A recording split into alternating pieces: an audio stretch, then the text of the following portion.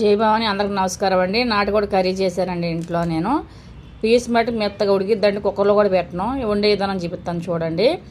మసాలా అండి: కొబ్బరి ముక్క, అల్లం, ఎల్లుల్లిపాయలు, నూనెలు, జీడిపప్పు అండి. మసాలా అండి. గిన్నె పెట్టుకున్నాను, ఆయిల్ పోసుకుని ఉల్లిపాయ వేపుకోవాలండి. తర్వాత నాటుకోడి చికెన్ అండి, శుభ్రంగా కడుక్కొని పక్కకి పెట్టుకున్నాను. నేను కొంచెం ఉల్లిపాయ వేగిన తర్వాత పసుపు వేసాను అన్నమాట. పసుపు మంచిగా వేగిపోయింది. తర్వాత చికెన్ వేసుకున్నాను. చికెన్ మట్టి కనీసం ఒక పావు గంట అయినా సరే మంచిగా ఆయిల్లో మగ్గబెట్టుకోవాలండి. నాటుకోడు కాబట్టి నేను కుక్కర్ అయితే పెట్టను, మామూలుగా నేను డైరెక్ట్ అండి. 15 నిమిషాలు అయిన తర్వాత మసాలా, నేను మిక్సీలో పెట్టుకున్న మసాలా అండి, అది కూడా మంచిగా ఒక 10 నిమిషాలు ఫ్రై చేసుకోవాలి సిమ్లో పెట్టి. అయిపోయిందండి. మనం తగ్గట్టుగా కారం వేసుకోవాలి. కారం వేసుకుని మంచిగా అది కూడా మంచిగా అది కూడా మగ్గబెట్టుకోవాలి. కారం కూడా అండి.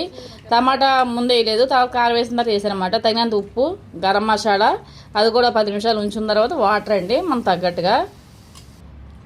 కర్రీ మటుకు సూపర్గా కుదిరిద్దండి. ఇలాగా గ్రేవీతో, కొంచెం ఎక్కువ గ్రేవీ కాకుండా. నా కర్రీ కనుక మీకు నచ్చితే కనుక ప్లీజ్ సబ్స్క్రైబ్ చేయండి.